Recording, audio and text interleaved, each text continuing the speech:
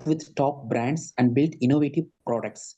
Academically, he holds a first-class MBA in marketing from KJ Somaya Institute and a first-class engineering degree from RAT University of Mumbai.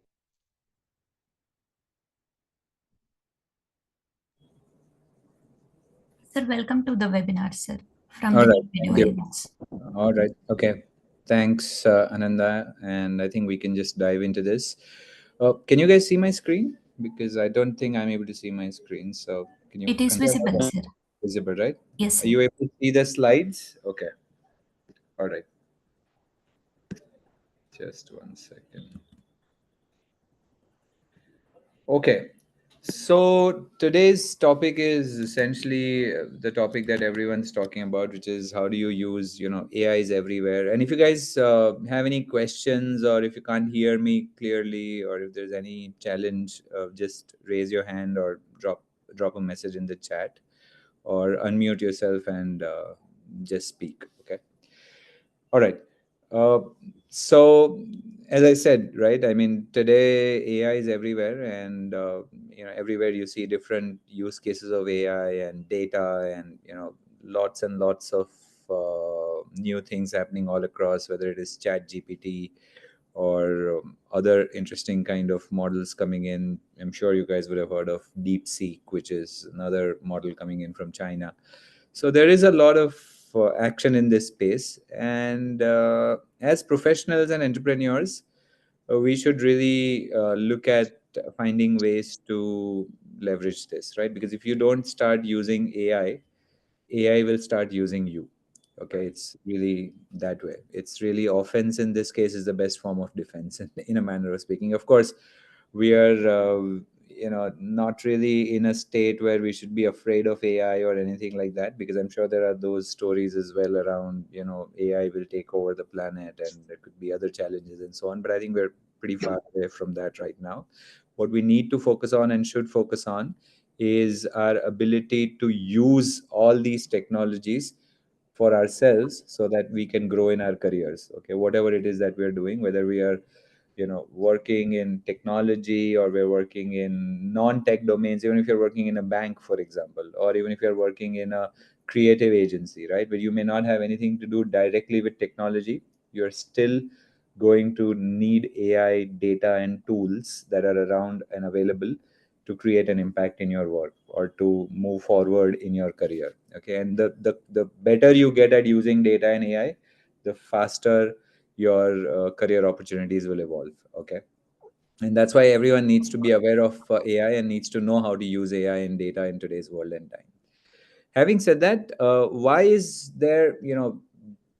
data so important, right? I mean, we hear about this everywhere, everyone talks about it, but why is it really so important? Why is it something that everyone really keeps sort of talking about all the time, right? And that's because it's probably the most relevant thing in today's age and time. And why is it the most relevant thing?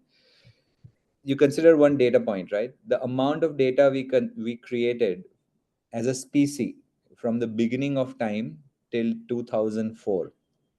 Amount of data we created as a species from the beginning of time till 2004 is the amount of data that we are creating every 48 hours now. Okay, just grasp the gravity of that statement, right? That's the kind of data that is being generated today. So if you don't take advantage of this, you're living in the data age, and if you don't take advantage of it, you're going to miss out on it. So that's why it's important to really focus on data. I think my presentation screen is kind of stuck. Can you guys see my screen? Is it changing? Is it still? I don't know. I'm not able to change my slides. Can anyone confirm, please, if you can see my screen? Sir, slides are not being changed, sir. Slides are not moving. Okay. All right. Just one second. Let me just.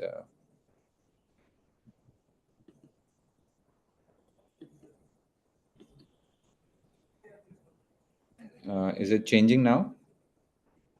Yes, Yeah, sir. it's now changing. Yes. Okay. Great. All right. Perfect. Okay. So as I said, the data that we generated as a species from the beginning of time till 2004 is the data that we're generating every 48 hours now. And that's why we say that we are living in a data age, right? There was stone age, machine age, engineering age, and so on. Now we're living in the data age, right? So it's important to understand the nuances of the age that you're living in to be able to succeed in that age, right? And that's why it's important to understand data and AI so that you're able to succeed in the data and AI age, right? So if we have to start from the bare basics, right? We just have 1 hour to talk about it. This is a topic that can be spoken about for hours, right? It's pretty complex. There are so many things involved in it, and there's so much to learn. But if you have to package all of this in a 1 hour session like this one, I would want to touch upon some very fundamental aspects of it so that all of you take away something useful which you can implement in your respective journeys. If you're a student, if you're a professional, if you're a freelancer, if you are a business owner, a small business owner, anything that you're doing, you'll be able to take away something which you can start implementing and start creating value for yourself. Okay, so the first thing to understand is there are three types of data. Okay, profile data, behavioral data, and transaction data. All data in the world can be put into these three buckets: profile data, behavioral data, and transaction data. Profile data is nothing but name, email address, mobile number, location, anything that can identify the profile of an individual or an organization. Okay, that's basically personally identifiable information that can give you understanding of a person or or a organization, right? That's all those data points that give you understanding of people or organizations in terms of who they are. That is profile data.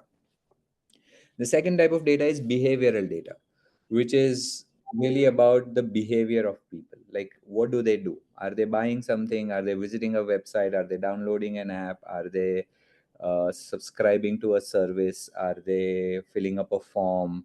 Are they playing a game? Are they spending hours looking at a particular piece of content? Are they spending hours talking to each other? Are they spending time interacting with each other, etc.? Anything that gives you information around behavior of people is behavioral data.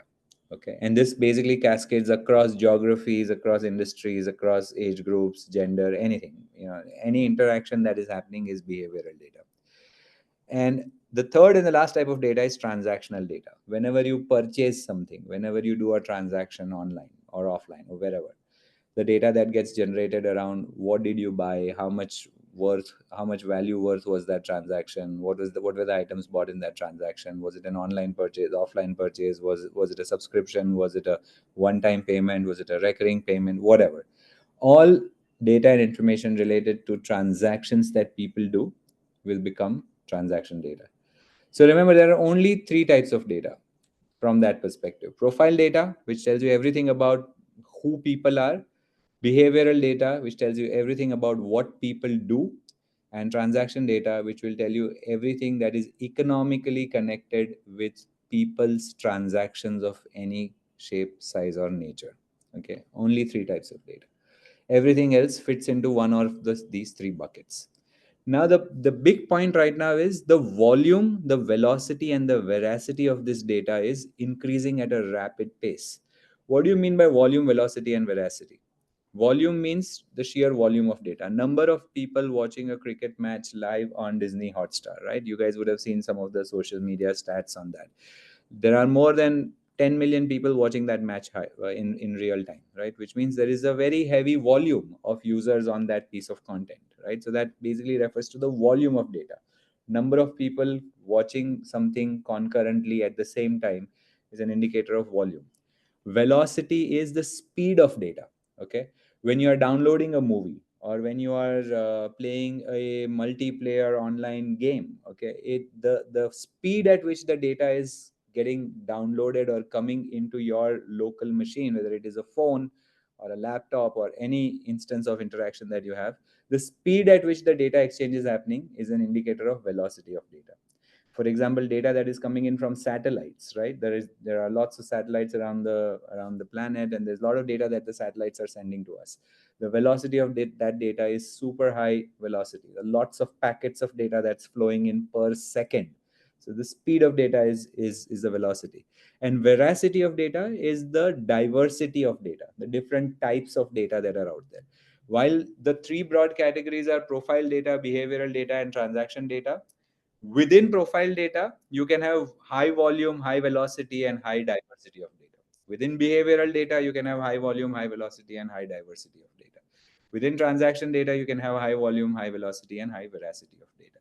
So veracity of data is the type of data that's coming in, whether it is text data, whether it is video data, whether it is audio data, whether it is image data, whether it is encrypted data, whether it is unencrypted data, and so on and so forth. So all those things go into the veracity of data. So if you know these 6 things, you basically know the boundaries of all data that is out there, because all data that is out there will fit into one of these 3 buckets of profile, behavior, and transaction. And within that, either there will be high volume data, low volume data, it will be fast data, slow data, it could be different types of or veracity of data in terms of media type and other types of data. So that's important for you guys to understand. That's what we're talking about when we're talking about data.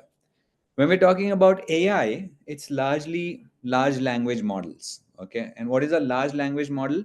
It's basically nothing but a huge algorithm or a huge program that utilizes lots and lots of data to be able to learn patterns and insights sitting in that data so that it can apply that learning to solving real world problems. That's basically a large language model. ChatGPT is a large language model. Microsoft Copilot is a large language model. Google Gemini is a large language model. Facebook Meta Llama is a large language model, right? And there are lots of large language models that are coming out there. And they're all, a lot of these new models are also open source, which means you can take those models and build on top of it and utilize it better. But even as professionals, even if you're not a data engineer or a data scientist, if you know how to use ChatGPT, know how to use Copilot, Gemini, that gives you a significant advantage, right? Like if you know ChatGPT, you can ask questions and it can give you answers, right? If you want to write an email and send out an email to your boss asking them for a raise in your salary, right? You can provide ChatGPT with the necessary input and ChatGPT can write that email for you. Okay, and then you can, if you're not happy with the email that ChatGPT has written, you can even tweak that. You can give more inputs to ChatGPT and say, hey, you know what, add some sentimental value in this email, and ChatGPT will reword the email and make it more sentimentally appealing. If you don't like the call to action mentioned in the email or the way in which the discussion is being carried out in that email, you can ask ChatGPT to tone it up or down a little bit. You can say make it more professional. You can say make it less professional, make it more informal, etc., etc. So depending on the kind of inputs you give to these AI models, you will get different output. So really the strength of getting good output from these models really lies with you, that what kind of inputs are you giving it, right? Which is why there is this very fast growing role in the market called prompt engineer, right? Like if you're a good prompt engineer, you're somebody who's able to provide the right prompts to AI systems so that AI systems can do all the heavy lifting and write the right emails for you.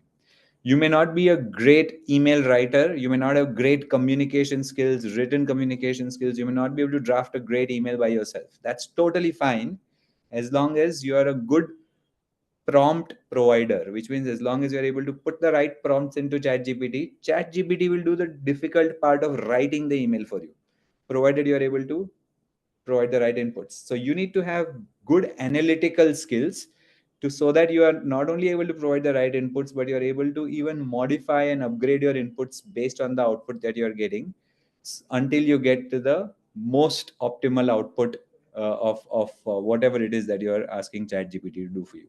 So get better at putting in the right inputs for ChatGPT so that you can, even without knowing how to draft an email, you can draft a professional quality email that just does the right thing and helps you achieve the right output you want to achieve in terms of getting that promotion or getting that raise from your boss. Also, not just that, if you're running a small business and you want to write emails which you want to send to your potential customers who can sign up for your program or sign up for your course or help you sell anything that you're selling, whether it is services or product or whatever, you can use ChatGPT to create ads for you, to write marketing emails for you, and which are emails which will give you better response and conversion rates to get you customers online, right? So there is a lot that ChatGPT and all these associated other AI that's out there that can do for you. for solving any problem you throw at it, as long as you are good at doing two things. Number one, defining the problem well enough, and number two, providing the right inputs to these AI platforms so that it can solve the problem the way you want to solve it. That's a skill that you need to build, and that's a relatively mature and easier skill to build than actually building core competence. Today ChatGPT can even write code for you. If you want to build an application, ChatGPT can build an app for you. If you want to write a research report, let's say if you want to research, you want to invest in stocks and you want to research a particular company's past performance and see if it's a good opportunity to invest in, right? You can put in the relevant details into ChatGPT, and ChatGPT will go through the internet, look for all possible information around that company, and it'll do all the analysis. It'll even present that analysis in a nicely formatted way. It'll tell you that, look, this company is undervalued. These are the key ratios and key metrics. This is why this company presents a good investment opportunity that can give you X percentage returns in Y amount of time, etc., etc. It can do the job of an analyst for you if you know what to ask it, if you know how to provide the right inputs. And it can give you recommendations which you can use to make any decisions that you're making, right? Of course, the big caveat is you need to know how to use the suggestions that ChatGPT gives you, and you need to use it responsibly. But these are the capabilities that today's AI systems have, which can really augment anything that you're doing. And if you get better at this, you get better at creating impact in whatever it is that you're doing, running a business, doing a job, whatever. It can make your life easier, smarter, and get you output that you really want without much hard work on generating the output. Your effort then stays focused more on creative tasks, on higher order tasks, which humans are naturally capable of doing, rather than doing the hard work which machines can do for us, right? And that's important to note, because I want to also share one interesting statistic here, right? When we talk about chat gpt or large language models, they all use largely this learning methodology called reinforcement learning. So it learns from the data that it is provided with, and that data is basically called training data. So when you're building a model, like OpenAI has built chat gpt and Microsoft has built Copilot and whatnot, they provided a lot of information to the model for the model to become powerful in doing what it is doing these days, right? And to give you an example, if you want to teach a large language model how to identify a cat in an image, if you want to teach a large language model how to identify a cat in an image, in a picture, the number of images of cats that you have to provide to that model for it to learn adequately, so that it is reasonably accurate in identifying a cat in any new image that you show to the model, is roughly a few tens of thousands. You need to provide at least 30,000-40,000 different images of cats to the large language model when you're training the model, when you are equipping it with this learning, so that it is able to successfully identify a cat from an image whenever you ask that question to that model, right? So that's the learning intensity that we're talking about. So imagine the kind of data that you need to make these models more and more powerful in all possible areas. I'm just talking about one thing, which is just identifying a cat in an image. Just that one thing takes that much of effort. You need to put 30,000-40,000 images of cats into the model for the model to successfully understand a cat. And while we are doing that, let's take a pause and take a step back and look at us humans, right? How did we learn to identify a cat? How many cats did you see as a child before you were reasonably confident in identifying a cat on the road, right? How many did we see? One, two, three? That's it, right? A model needs 30,000 visuals of cat to successfully understand the cat. So you see the power that we have over AI today. Like, as humans, our learning is an order of magnitude higher than any AI out there, right? We just saw one or two cats, or maybe three cats, and then now we know. So, and we can successfully identify a cat. That's it. And that's how we've learned everything that we've learned so far in our lives, right? And the models take so much effort and so much time to learn these things, right? But that's the whole point. The models have a certain set of skills where it can work with large sets of data and do a lot of mining and insight generation, which humans are not designed to do. For example, you would say that, hey, you know what, I know everything that has happened so far in my life, right? Roughly, you know everything that has happened in your life, right? But if I ask you a specific question, what did you have for dinner on 18th of July 2021? you'll not be able to answer that question, right? Even though you largely know everything that has happened in your life so far, but you will not know what did you have for dinner on 21st July or 17th July 2021, right?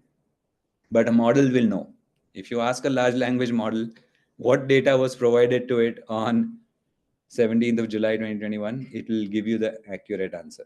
That's the strength of the model. It knows precise things. We know more human things better. Model knows more machine things better. So the models and AI have their own strengths. We have our own strengths, and we need to use models and AI in the right way so that we are able to get the impact that we want to get in our respective areas of work. This is important for everyone to sort of internalize and understand at a fundamental level. Now, having understood all of this, so what do we do now? Like, how do we leverage data? First, focus on the data part of it, because I spoke a little bit about the AI side of it. Now I want to just go more fundamental and understand how do you leverage data in your day-to-day work, right? You see data everywhere. Today, you're working in any capacity, in any job, role, etc. You're exposed to a lot of data. How do you make sense of that data? How do you become good at using data? If you become good at using data, then you automatically eventually will become good at using AI and other things that are out there. The best way to understand how to leverage data is through these three steps. Convert data into insight. Convert insight into knowledge. Convert knowledge into wisdom. That's the way you internalize or literally distill data into wisdom, which is then installed in your subconscious memory forever. Once you're wise, you're wise. You know it. Once you know something, it stays with you forever. It's as simple as that. You know what is 1 + 1? It's 2, right? You don't have to consciously remember that. You will always know that. You will always know 1 + 1 is equal to 2. No matter who asks you this question, anywhere, in any context, it's there for you. Because you converted that into wisdom. It's no longer data, right? So this is how, when something becomes a part of you, when something becomes a part of your psychology, when something becomes a part of the way you think, it is wisdom. It is in its purest, distillest form. And when data is in its most distilled form, it becomes a natural skill. Then you are wiser. When you are wiser, you are more effective in whatever you do.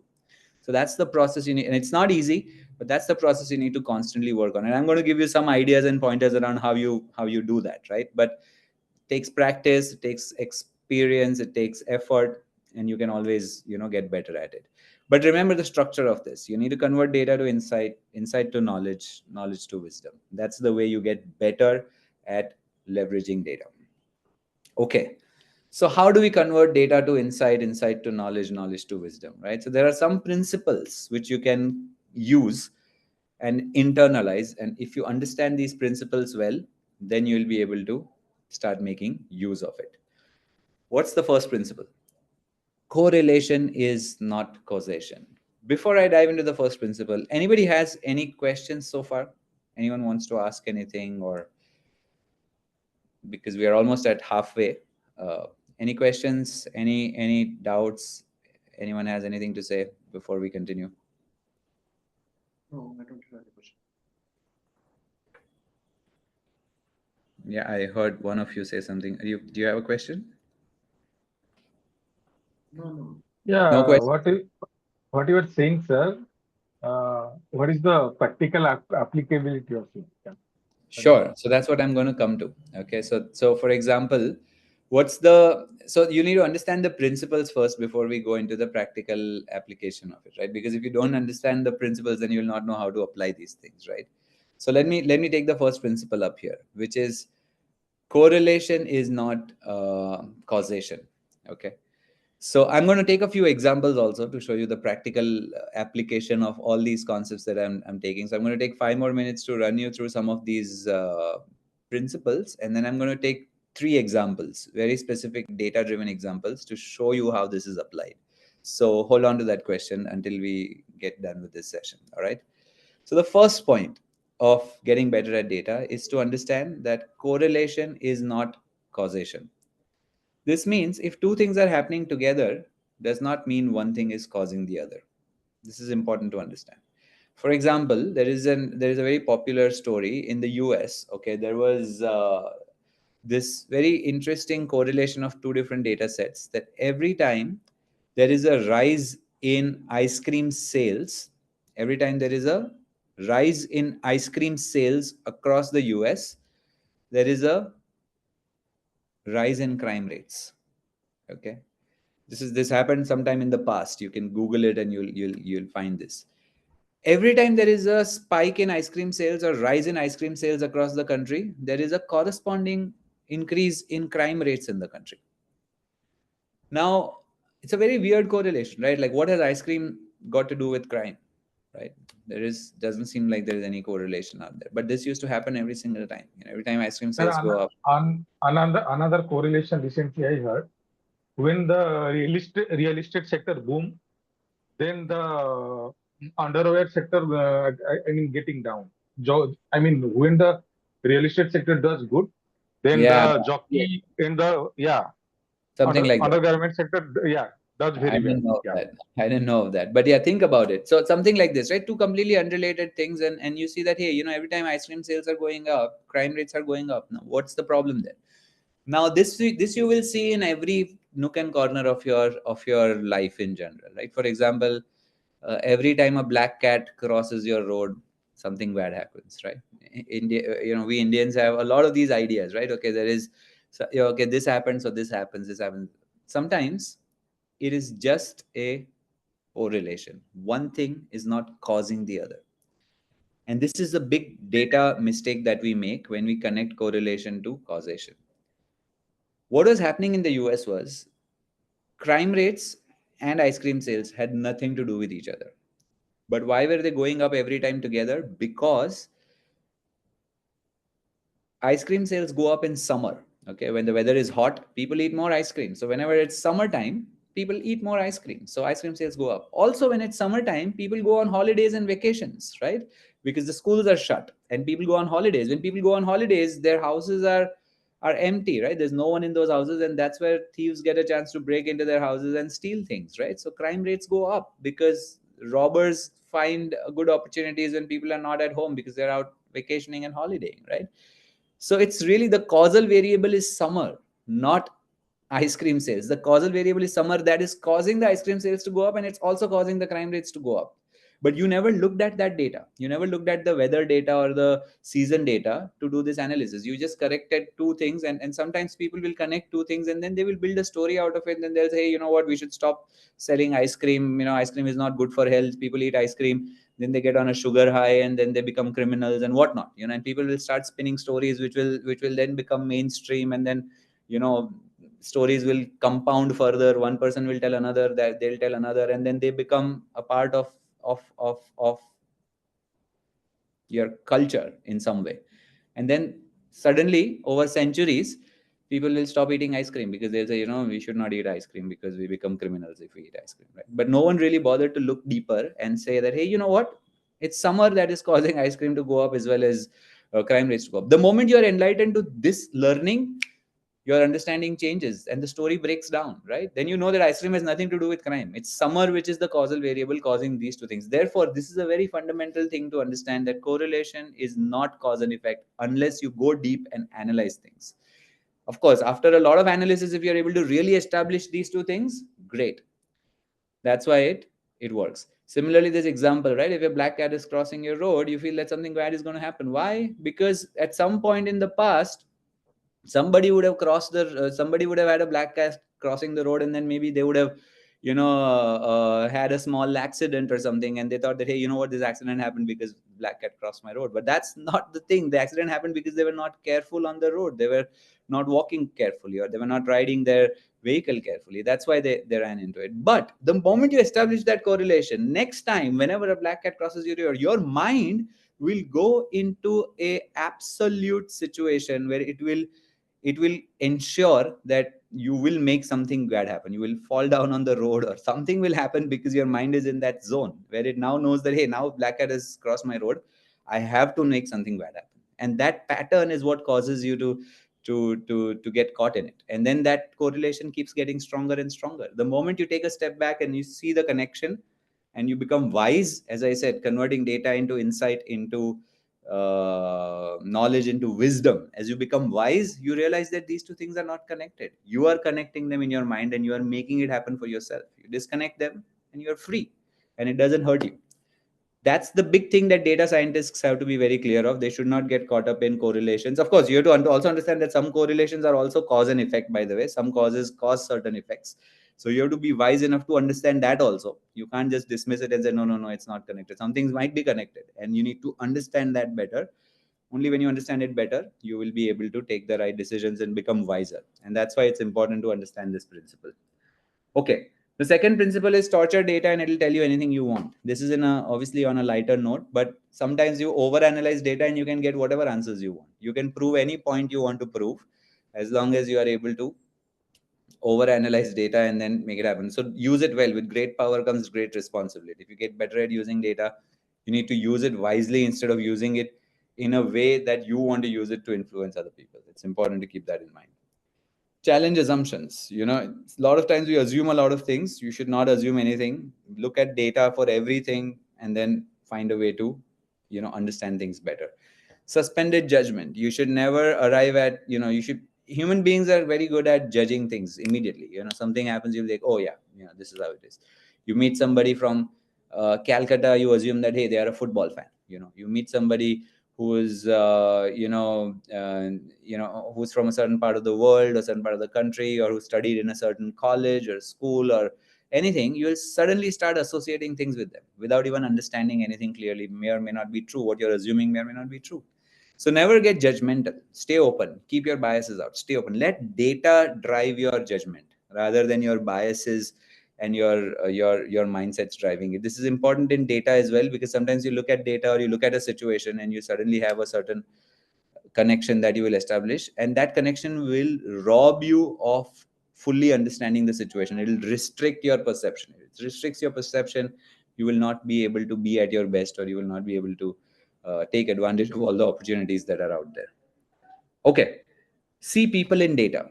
Okay. Sometimes data is not everything, right? They'll suppose you read some data in the newspaper saying 3 people died in an earthquake. Now that statistic is just a number, right? But if you zoom in and you see people in there, who are these 3 people? It could have been a father who was trying to come home to his family. It could have been a son who was who was out there winning the daily bread for the family. It could have been anybody, right? The moment you see people in it, the moment you see names, people, their lives in it, it becomes real. When you say that, okay, somebody 10,000 people bought iPhones this year, it's a statistic. But when you look at who those 10,000 people are, why did they buy the phone? What was the thinking behind it? What were the persuasion factors? What were the drivers of that sale? Who bought it? What are they using it for? Then you start seeing people in that data. And then when you see people in the data, it actually becomes real, and it gives you a better view of the situation rather than just looking at numbers. And that's another skill which allows you to get wiser over time if you're able to start seeing people in data. Okay. And last but not the least is become good at telling stories using data. All of these points that I mentioned earlier will come together if you want to really take advantage of data and leverage data. If you start using these pointers that I spoke about in building stories which can help you achieve the necessary objective that you want to achieve in your job or in your professional journey, right? So I'll move quickly into how do you bring all of this into a story, right? Because and why story? Because story is data is the programming language of machines. Like I said earlier as well, you put data into a machine and the machine will learn. Story is the programming language of humans. Humans learn through stories, right? Why are we the top of the food chain species on the planet today? Why are we controlling? Do you think we are the strongest animal on the planet? We're not. We're not the strongest animal. We all know that. There are many animals who are stronger than us. Are we the smartest animal on the planet? No, we're not. In some cases, chimpanzees can be smarter than humans. Okay. So we're not the strongest. We're not the smartest. We're not the fastest, of course. And still, we are ruling the planet. We are the top of the food chain species. Why? Because of our ability to communicate effectively, because of our ability to tell stories, because of our ability to collaborate in large numbers. No other animal on the planet can tell stories like we do, can really collaborate in large numbers like we do. And that's our superpower. If we get better at using data, since we're living in the data age, to improve on this ability to tell stories, then that can allow you to create impact in whatever it is that you're doing. Now, how do you do this storytelling using data, keeping all the principles that we just learned about data in mind to take advantage of data in today's times? I'll take a few examples to help you understand it. And when I say storytelling, it doesn't mean any fancy visualization or a pie chart or a pie chart or a bar chart or anything like that. It's about the intent, the wisdom, the insight, and the knowledge that is in the data that you're able to unlock, and you're able to tell that story to the world, right? Let's look at some examples. I'll skip these couple of slides and get into one example. Okay. So coming to your point, where one of you asked about how do we apply this, right? How do we implement all these pointers that I just shared with you? And for the next 15 minutes, we will only look at examples that will allow you to implement these points that we spoke about, right? Let's start with the first example. It's basically a scenario. Let's say you are the CEO of Apple. Okay, everyone knows Apple, the largest technology company in the world, right? Not the largest now, but yeah, one of the top 3 large technology companies in the world. Let's say you are the CEO of Apple, and you are actually, in a 1 second. Okay, I think my presentation slides just went off. Let's get back to them. All right. Let's say you are the CEO of Apple and you are presenting Apple's quarterly report, right? All these large companies, they provide quarterly updates to their investors. Okay. They provide a quarterly review to their investors, to the stakeholders, etc. Now, let's say this is an actual real world situation. You have some data and you have to prepare just one slide. Okay. This is a single slide. What is that slide? That slide is a part of your annual or your quarterly review presentation. Let's call it an annual review presentation. Okay, let's not call it quarterly. It's an annual business review presentation where you are the CEO of Apple and you are presenting your performance for the year to your shareholders and stakeholders. Okay, so far so good. This example talks about one slide that you have to talk about, which is performance of Apple in desktop operating system space. Okay, everyone understands desktop operating systems, right? Microsoft is the largest player in the game, which is Windows, right? Which is their desktop operating system. Apple obviously has their own desktop operating system called Mac OS, right?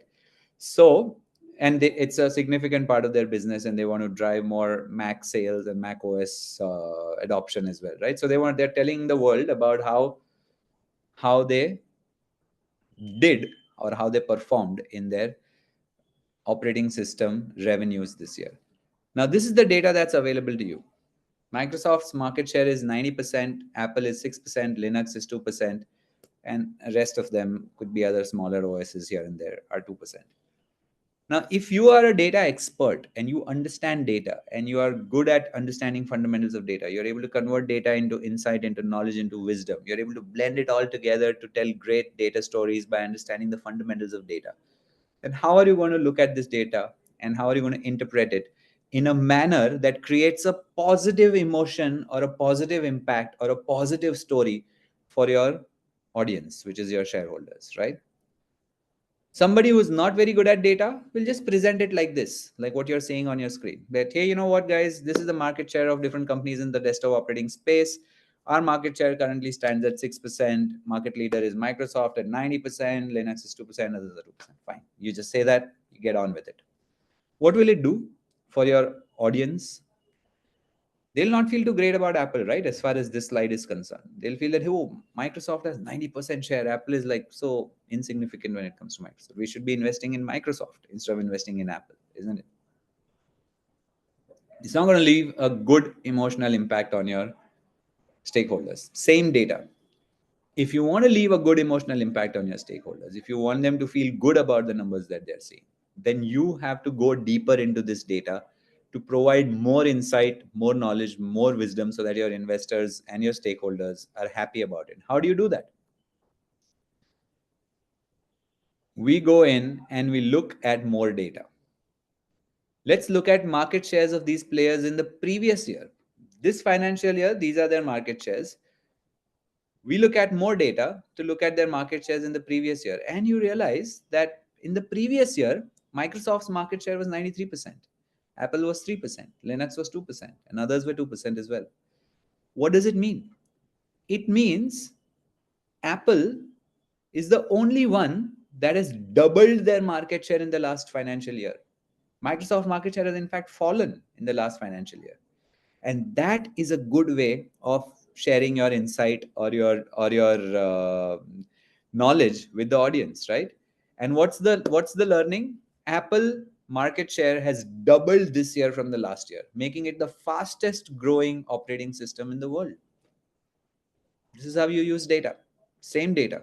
You dug deeper into it. You looked at the past data. Why? Because you are a data driven professional.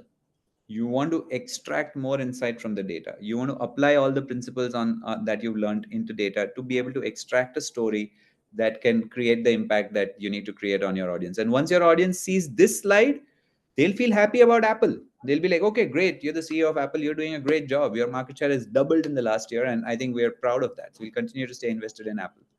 Had you not shown them this, and you would have gone only with the base data that you had,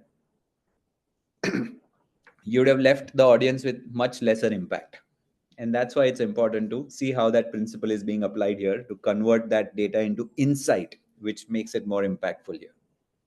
Let's look at another example.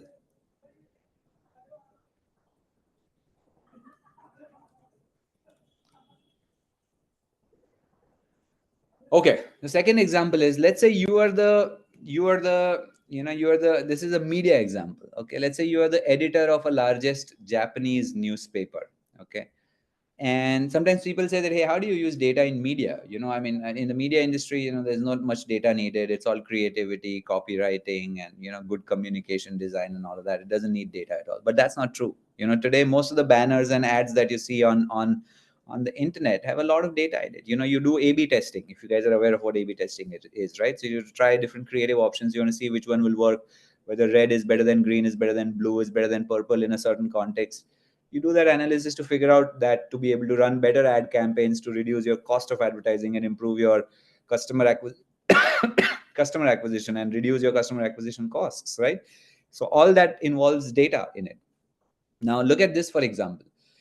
If there was an earthquake of 7.5 on Richter scale, which hit Japan, and this basically is the news item for your headline for today's newspaper, and you're the editor of the newspaper, so you have to write that headline, which the whole of Japan is going to read. What's the data that you have? You only have one data point.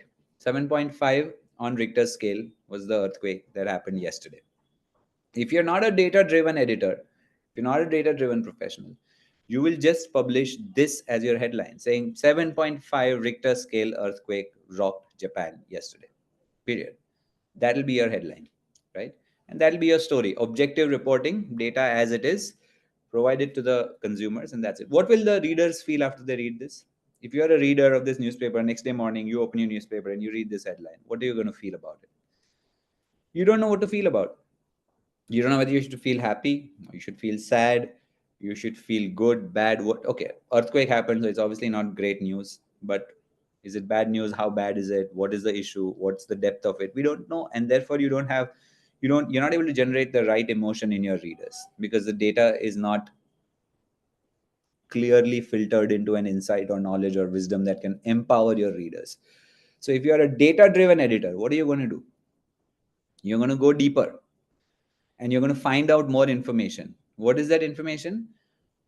Nobody was killed in this earthquake, which is a very useful piece of data. The highest earthquake that has ever, and this is all made up information just to drive the whole point in this conversation. Point number 2 is the highest earthquake that ever hit Japan in the last 10 years was 8.9 on Richter scale, which was 5 years back. 90% of Japanese infrastructure is resilient to earthquakes up to 9 on Richter scale, which means 7.5 is absolutely not going to do any damage whatsoever because your entire infrastructure is resilient, more or less. The entire infrastructure is resilient up to 9 on Richter scale. So while the earthquake happened, it did not create any negative damage. Nobody was killed. No infrastructure was impacted. Absolutely great. Now this gives you a better story, and your headline can be "Unshakable Japan, no casualties despite a 7.5 magnitude earthquake today morning." Simple. This will make the Japanese people who are reading your newspaper feel great about it. They'll feel a sense of pride. They'll feel a sense of patriotism. They'll feel great about being in Japan. That look, our country is so amazing. Our infrastructure is so stable. Our ability to deal with these scenarios is so great that we are unshakable Japan, right? That will invoke a very positive emotion in your readers, which will improve your engagement, which will improve your subscription, which will improve your revenues, which will improve your readership of your newspaper for your readers, right? This is how you use data to do that. Now we'll look at one more example before we look at some concluding points. And this is a slightly more detailed example. We'll spend 5 minutes on this. Let's say you are a maths teacher, okay, and you're presenting your, you took a math test in a school. Again, all these examples are to illustrate deeper points which can be used in your respective professional and individual journeys. Okay, so while we are taking these examples in a funny way, the learnings are something which you can use in any scenario that you are operating out of, right? Let's say you are a math teacher, and in a school you took a math test, and these are the students in your class. You can see the names of these students, right? The names look familiar, do they? But it's just a coincidence. So these are their scores out of 10 in the maths test in your class, right? Rohit scored 7, Shubman scored 6, Virat scored 7, and so on and so forth, right? Now you have to provide the analysis of this test to your school's principal. You want to tell your principal that, hey, I took this test in school in my class, and these are the results that I got. Now, if you are not a data driven teacher, you're just a general teacher doing your job in a good way, but you will not be able to create impact in your presentation to your principal if you just show the principal this data saying, hey, principal sir, madam, I took a test in my math class today, and these are the scores that we got for all our students. What does it tell you? Does it tell you anything? Okay, great. You look at these numbers. Okay, somebody did 9 on 10, somebody did 5 on 10, somebody did 7 on 10. Great. Okay, fine. Good. There's no impact. There's no deeper emotion that you've been able to invoke. There's no decision you can take on this. There's no action that you can drive on this. So it's not effective. Now, if you are a data-driven teacher, if you're a data-driven math teacher, you will use this test data in a manner that will allow you to create impact. You'll convert it, you'll extract insights from it. You'll find the knowledge sitting in these numbers, and then you will present it to the principal so that you can create the right impact and also take some relevant decisions if you have to, right? So what are you going to do for that? You're going to go deeper into this data. You're going to look at more data. How are you going to look at more data? First step that you're going to take is just to arrange this data into 4 different intervals. 20% of the students scored 9 out of 10. 30% of the students scored 6 out of 10. 10% of the students scored 5 out of 10. And 40% of the students scored 7 out of 10. What have you done? You've derived more insight from this data. It's no longer just scores. It's no longer just data. It's insight now. This insight is useful. Okay, 40% of them, scored 7, 10% scored 5, 30% scored 6, 20% scored 9. It's useful. It's insight. It's useful. But it's not still knowledge or wisdom. Let's convert it into knowledge. What does it mean? 60% students scored more than 70% in the test. 90% students scored more than 60% marks in the test. 90% students have got 6 or more out of 10 in this test. And usually 60% is considered first class, right? In general terms. So you can basically provide this knowledge that, hey, you know what? We have a first class performance from the students in the math test, where 60%, 90% of my students have scored more than 60% marks, have scored more than 6 out of 10. And that's great. That shows that my class is, intelligent. People are doing a good job.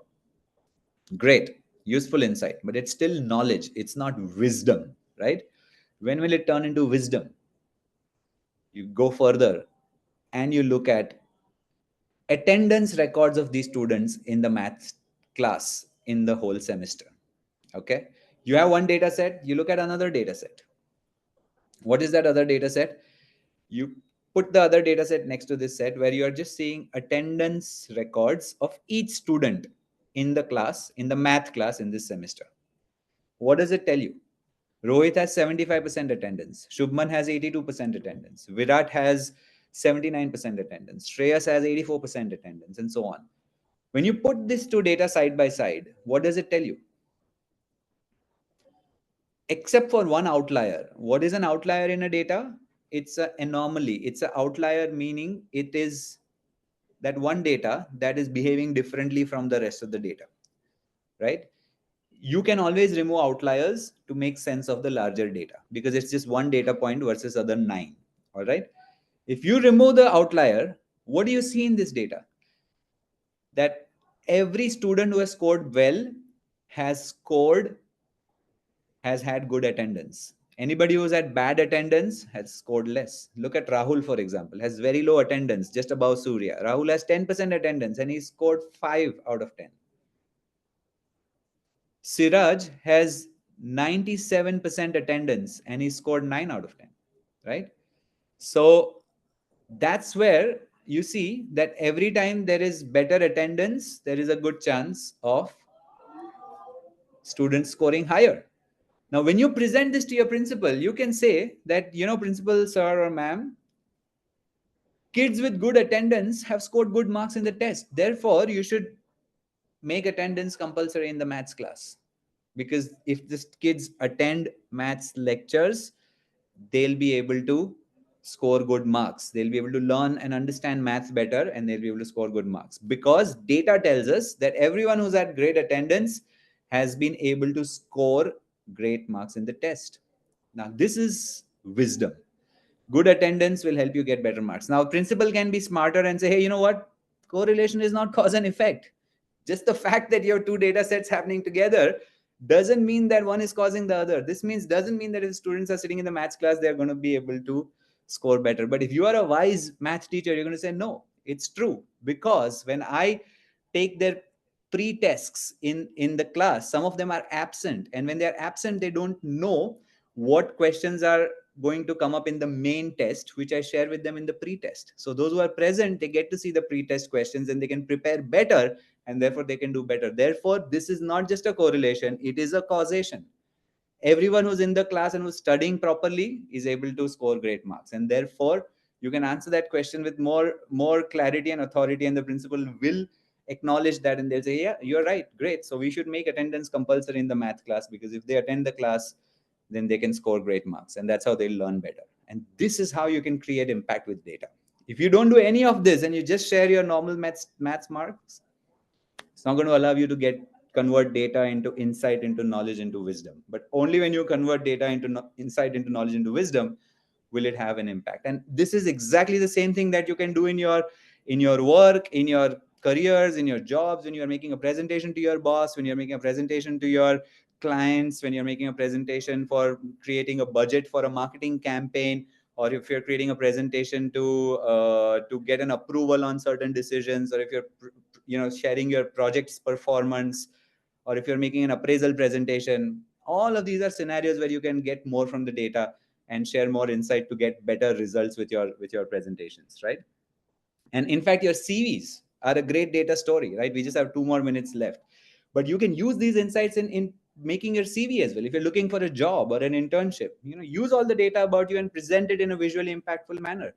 I've just done a few slides of my own CV just to give you guys a view of how your CV can be a great representation of data. Now, this is my CV. It shows you interesting numbers, right up there with logos, and the impact of this data on the screen is much, much higher than putting out a standard CV with a normal, Word document with all the words in it, which no one will be able to read properly or understand, right? This CV will definitely catch attention because it has numbers concentrated in a certain way.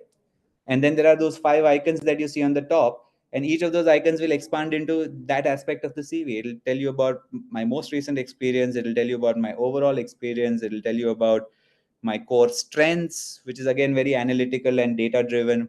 It'll tell you about my education. It'll tell you about my hobbies and extracurricular activities as well, right? And that's how it gets all the data to come together. And it also tells you about some of the recommendations that I've had from some people, who I've worked with in the past. So your CV is also a great opportunity to use data to create an impact, right? And that's really, we touched upon this emerging technologies part in the beginning, so I'm not going to spend time on that. But that's really what I had for today's session, guys. Since it was a 1-hour session, I thought this is a good way to give you guys something which you can take forward.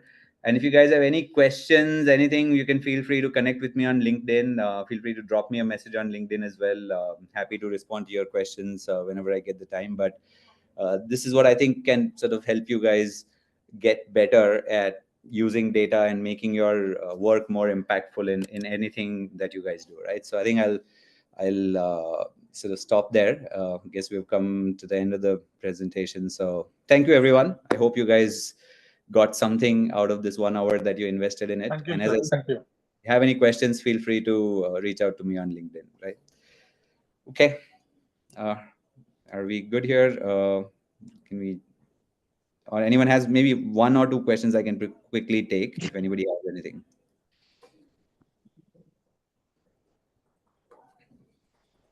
Was it useful, guys? Any feedback? Anything anyone wants to say? Feel free to speak. It's more Sir, I have a question.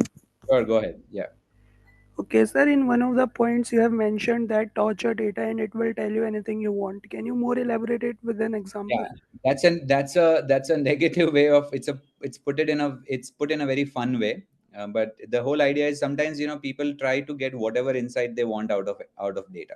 Okay, so if you want to really say that, hey, you know what, you want to show your say for example, there are 3 people running in a race. Okay, so how many data points you have? 3. Okay, you come last in that race. Okay, you come last in that race. But if you come home and you tell your parents that, hey, you know what, guys, I came third in a race, what will they feel about it? They'll feel good, right? That you came third. But how many people were running? This 3 must people. as soon as complete. So I think, so the point there is, and maybe I can write back to you on LinkedIn if required. But the point I'm trying to make is, if you try to push data to get you the insight that you want, that's not the right way of using data. That's a wrong way of using data. And therefore, technically, if you push data, you can get whatever answers you want to present whatever story you want to present to the audience that you're talking to. But that will not be sustainable. It will not last. It will not create the impact. Like I said, if somebody comes and tells you that, hey, I came third in a race, if they ask you a follow-up question and say, hey, how many people were running? You'll say 3 people. Then your story falls flat there, right? Then oh, so you came last, right? So that's why you shouldn't torture data to get what you want, because it will not be sustainable and scalable, and it's a wrong way of going about it. And that's why it's an example in a in a joking manner, where you want to say that technically you can, but then it's not the right way to do it, because you will eventually lose, and it will not hold up in subsequent conversations. So that's really what it was. Okay, sir. Hope that Thank answers you. your questions. Okay. All right. Okay, Ananda, I think Thank you want you. to just wrap it. Yeah. Yes. Thank you all for joining us today. We appreciate your active participation and engagement. Speaker, thanks for our estimated speaker, Dhaval Thanki, for sharing his valuable insights with us. We hope you had a wonderful time and look forward to seeing you at our future events. Thanks. Thank you, guys. And you can, as I said, connect with me on LinkedIn and ask your questions in your messages. I'll try and answer as much as I can. Thanks, everyone. Okay, And thanks. thank you. Bye-bye. Bye. Thank you, sir. Sure.